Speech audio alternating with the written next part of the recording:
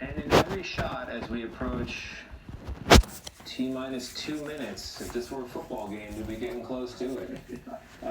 In all of these shots, or in many of them anyway, you can see what looks like steam coming off the engines or different chambers of the rocket. Anyone know what that is? Yeah, it's oxygen vapor, liquid oxygen constantly in the gas. It gets vented off the rocket, and you see it condensed in the air right outside. They've been hydrogen away too, but it burns, and it tends to burn invisibly in the daytime. But that's all absolutely normal. This is such an incredible moment here with a blue sky behind us on the Florida coast. I want to go back up here to Mark Johnson, who's outdoors, breathing it all in. Mark, final thoughts here as we get down to 1 minute. I think about Apollo 8, which was a similar test flight that led to Apollo 11 and the moon landing. And you were talking about photographs that Harrison Schmitt took in a picture. Well, Apollo 8 took that famous photo of Earthrise. Christina Cook told me she had that photo on her bedroom wall as a kid. Does that mean that photo was the reason she ended up in the capsule behind us right now? Probably didn't hurt. So what images will this crew bring back to inspire another generation of future astronauts? Well, it really is. Mark, thank you at this point. It is the work of ages. It's the work of countless minds, countless decisions. And as we come down to inside 30 seconds, let's just listen to the launch of Artemis II. And they just wish NASA has ever launched. Sound suppression water is flowing. And here we go.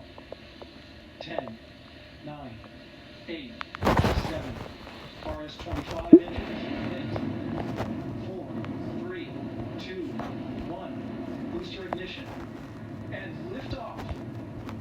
The crew of Artemis II now bound for the moon. Humanity's next great voyage begins. Good roll pitch.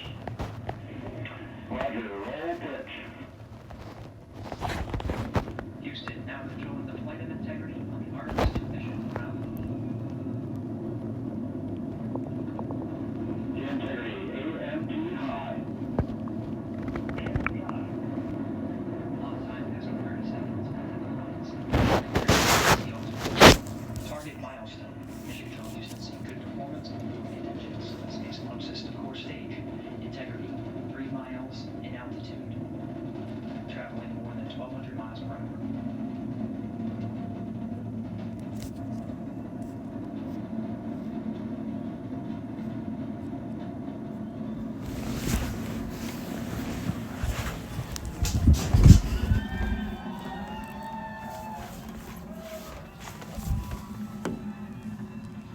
Mission last time, passing 1 minute, approaching max Q.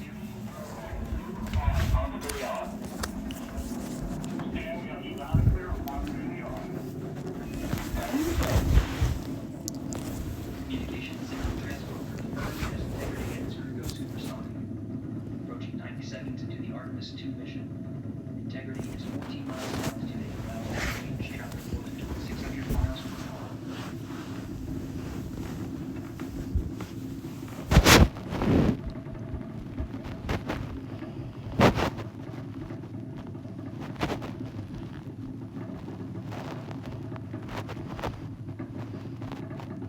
Minute 50 seconds of mission last time, standing by for main engine throttle down to 85%. Have solid rocket booster separation expected at the 2-minute 9-second mark. You see throttle down?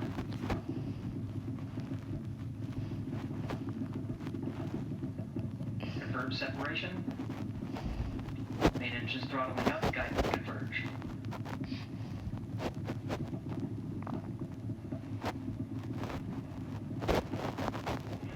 Integrity, guidance converged, performance nominal, outer stage RCS ready.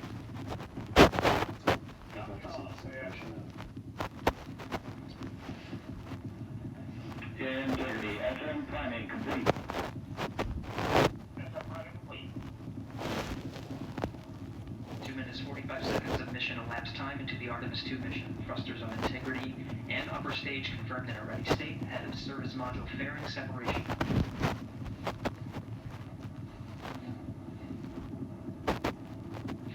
to the We are gathering ourselves here in the studio for what was very close to an on-time launch and a very impressive one. 3 miles away is the building where we're sitting, and the sound and then the wave of power, the disturbance just in the atmosphere hit us, and it felt like an earthquake. Everything was rattling, the windows, the ceilings. The power was unbelievable. Yeah, it's really something. You know, I missed that from the shuttle program because the shuttle was very similar. Same type booster, same type engines. But this rocket had more power. Definitely more of an earthquake, no question. I guess I'm so used to scrub this, weather that, didn't work out, and this is the first one I've been live for, and I guess I'm a good luck charm because it went off pretty well. Good job. Yeah, well, Good job. wasn't prepared for that. Wow. It's amazing. So we've seen some technical milestones happen that are very encouraging. Bill, can you walk us through that? Yeah, just a few moments ago, you could see some little sparkles coming away from the light of those engines. That was these panels on the service module just below the Orion capsule that are designed to come away in flight, and they did, right on schedule. No, this is just a drive to orbit now. It's these main engines are going to push this all the way to its initial orbit, and then the Orion and its upper stage will separate to fly on their own. But this is going like clockwork. So far on the telemetry, you can see this is an infrared camera view, but the telemetry you can see up in the right-hand corner shows you the velocity and the altitude right now. And as you can see, that velocity number really climbing. They are accelerating. Because think about it, Tony, as you consume propellant, you're losing oil, but the engines have the same thrust, so you go faster and faster and faster. Mm-hmm. And the G-forces on the crew are building up during this time frame as well. And actually the engines, because they're throwable, will actually throttle down as we reach the altitude to orbit to reduce the G-forces on the crew. And they'll hold around for less than 5. So they're now at 74 miles from Earth. So that is over the line. We can say they're in space now. You counted at 100 plus. 2 miles is exactly where we, yes, yeah. And Reed Weissman just said a minute ago they could see the moonrise. He said, I could see the beautiful moonrise out the window. Yeah, They're high enough to see it, even though it's below our horizon. That's an amazing detail. It's an amazing detail. You know, I remember in 1969 when CBS covered the moon launch. The day after, this is in a documentary recently, the Flat Earth Society of the UK reconsidered their position. I wonder if any minds have been turned towards science this morning. Bill, I thought about that as you talk about the moon over the horizon, but viewable from where they are. It's an amazing thing. Yeah, another milestone they've reached is what they call 3-engine press. In other words, even if one of their main engines failed at this point, they can still conduct a normal mission by just burning the other 3 engines a little longer. That's another major milestone. And they are going to low Earth orbit. Well, actually, it's an elliptical orbit. It's an elliptical It's orbit. low on one side, but it's a little bit high on the other. It's up about 1,300 miles. Is the apogee, they call it, the high point of the orbit. And once they get around to that point, they're going to fire their engines to raise the low point, to get it a little more. Right now, the low point's about 17 miles, so they're definitely going to fire an engine to raise that up there shortly. But now that they're up there, their time is now being tracked moment to moment. Mike, we were talking earlier, you say there's a phenomenon of chasing the red line, right? You've got your schedule mapped out with such precision, and you make sure moment to moment you're keeping up with it. Can you talk about that? Yeah, that's absolutely right, particularly on a mission like this where it's such a short duration, right? We're only talking 10 days, and so as you can imagine, the controllers, the planners, they want to take advantage of every moment of this mission, and so they're going to have their days lined up in 5-minute increments, 1-minute increments, and so they're going to be, as we say, chasing that red line, making sure they keep up with the tasks that they have, because if you fall behind, then that means somebody's going to do some replanning and adjust the mission, so you don't want to cause that. And the first 2 orbits, so the first orbit's around 90 minutes, and the second orbit is about 24 hours.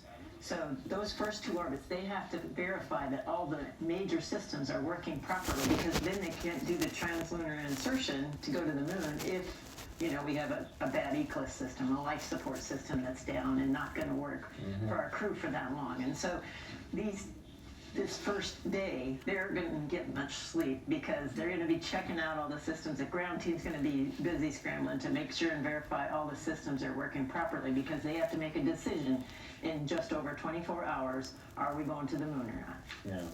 Let's listen in. I'm told there's something happening right now.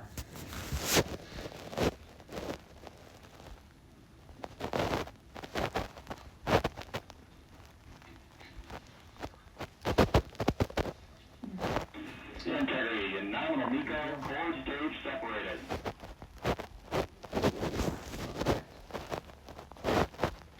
We need to see one more down. So, so main engine cutoff. So the big booster, the overall thing, Yes. finished its work, Yeah. And it's separated now. Yeah. and it's coming down to Earth. Yeah. So then the First stage, the intermittent cryogenic propulsion stage, or ICPS, still attached to the Orion spacecraft. okay. So the next step now. Just this 9 section minutes here of is left. Okay. Everything below this is gone. Victor Glover. The second stage is here and then goes out here, right? No, this is great. This is all gone. They're getting ready to do deploy their solar arrays in about 10 or 15 minutes maybe. The 4 solar arrays like we have on our model here will unfold. And recharging the batteries on the Orion. And that's a major milestone. And then the next one is when they get to the high point of the orbit, they'll fire their thrusters on the capsule to raise that low point up to a safe altitude. Yeah. This has been amazing for us here, but you know who I want to check back in with? Little astronaut Jack in Space Beach Park. We saw him at the top of the hour. I want to go back to Rob Marciano. What's it like? What's the reaction there in the crowd?